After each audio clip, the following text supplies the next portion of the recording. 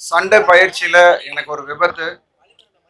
சிகிச்சை காரணமாக விஜயகாந்த் சாரோட இறுதி ஊர்வலத்தில் என்னால் கலந்து கொள்ள முடியல.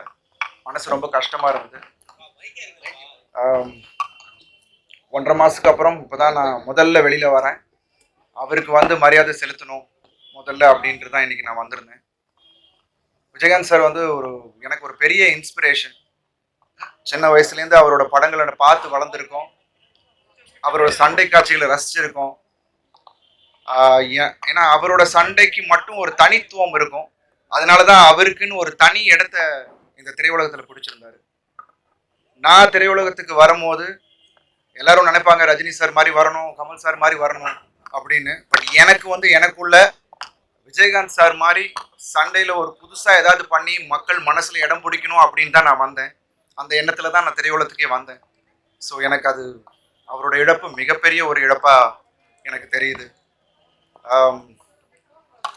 எவ்வளோ நல்ல விஷயங்கள் நம்ம திரையுலகத்திற்கு பண்ணியிருக்காரு. இப்படி ஒரு சிறந்த ஒரு மனிதரை தமிழ் திரையுலகமும் சரி, தமிழ்நாட்டு மக்களும் சரி இழந்துட்டோம். நான் திரையுலகத்தில் நிறைய விஜயகாந்த் சாரோட பணிபுரிந்த ஸ்டண்ட் மாஸ்டர்ஸோட நான் ஒர்க் பண்ணியிருக்கேன். அவர் எப்படிப்பட்ட ஒருத்தர்னு என்கிட்ட நிறைய சொல்லியிருக்காங்க. And like Rocky Rajesh master, super Subbarayan master, அப்புறம் ராம்போ ராஜ்குமார் மாஸ்டர், இவங்க கூடலாம் நான் வேலை செஞ்சுருக்கேன். அவங்கள்ட்ட போயிட்டு இந்த மாதிரி சார்கிட்ட சொல்லியிருக்காங்க, விஜயகுமார் சார் பையன் வந்திருக்காப்புல, ரொம்ப நல்லா பண்ணுறாப்புல ஃபைட்டு, உங்கள் மாதிரியே கிக்கு பண்ணுறாப்புல அப்படின்னு சொல்லியிருக்காங்க. அவரும் நிறைய தடவை விசாரிச்சிருக்காரு. ஒரு தடவை விஜயவாணி ஸ்டூடியோவில் எனக்கு ஒரு ஷூட் நடந்துட்டு இருந்துச்சு. பக்கத்து செட்டில் விஜயகாந்த் சார் படம் ஒன்று ஷூட் நடந்துட்டு இருந்தது. அப்போ வந்து பிரேக்கில் அவர் வெளியில் வந்தார். வந்துட்டு என்னை பார்த்துட்டு கூப்பிட்டுட்டு என்னை உட்கார வச்சு என்னை அவ்வளோ பாராட்டினாரு. அது மட்டும் இல்லாமல் சண்டை பயிற்சியில் எவ்வளோ கேர்ஃபுல்லாக இருக்கணும், என்னெல்லாம் ப்ரிகாஷன்ஸ் நம்ம எடுத்துக்கணும்னு எனக்கு ஒரு அறிவுரை சொன்னார். அது எனக்கு ஒரு பெரிய ஊக்கமாக இருந்துச்சு. அப்படி ஒரு நல்ல மனசை திருப்பி நம்ம பார்க்க முடியுமான்னு எனக்கு தெரியல.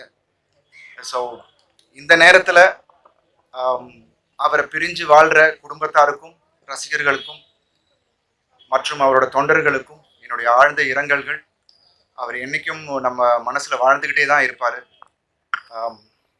இந்த நேரத்தில் அவர் ஆத்மா சாந்தி அடையணும்னு நான் வேண்டிக்கிறேன்.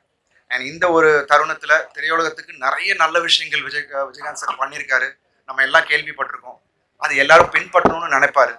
ஸோ இந்த நாளில் இன்னைக்கு என்னோட இனி வரும் காலங்களில் என்னோட திரைப்பயணத்தில் அடுத்து என்னோட படப்பிடிப்பு தளத்தில் அதை நான் செயல்படுத்தணும்னு நான் நினைக்கிறேன். அது இன்னைக்கு இந்த இடத்துல அவர் இருக்கிற இடத்துல நான் சொல்றதுல ரொம்ப சந்தோஷப்படுறேன். கண்டிப்பா அதை அவர் சந்தோஷப்படுவார். கண்டிப்பா அதை நான் பண்ணுவேன். நன்றி.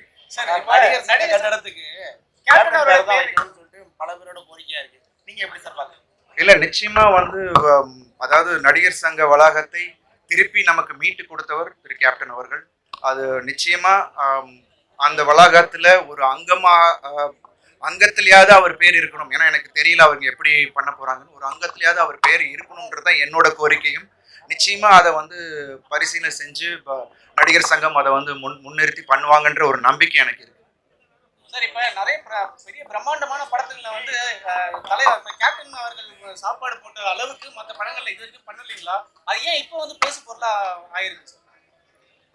இல்லை, ஏன்னா ஆரம்ப காலகட்டத்தில் அவர் தான் இதை ஆரம்பிச்சு வச்சார். ஸோ அதனால அது வந்து நம்ம மறுக்கவே முடியாது. அதாவது எந்த ஒரு பாகுபாடுமின்றி அவர் வந்து எல்லாருக்கும் சம உணவு எல்லாமே ஒரு சமமாக ஒரு ட்ரீட் பண்ண ஒரு விஷயம். அதான் இன்னைக்கு சொன்னேனே, நான் எடுத்த இந்த ஒரு முடிவு மாதிரி ஒவ்வொருத்தரும் அதை வந்து எடுத்தாங்கன்னா அது அதை விட சந்தோஷப்படுற ஒரு ஆள், அவரை விட சந்தோஷப்படுற ஆள் இருக்க மாட்டாங்க. ஸோ அது எங்களுக்கெல்லாம் விட்டுட்டு போன ஒரு விஷயம். அதை நாங்கள் திருப்பி தொடர்ந்து பண்ணணுன்றது தான் என்னோட ஆசை.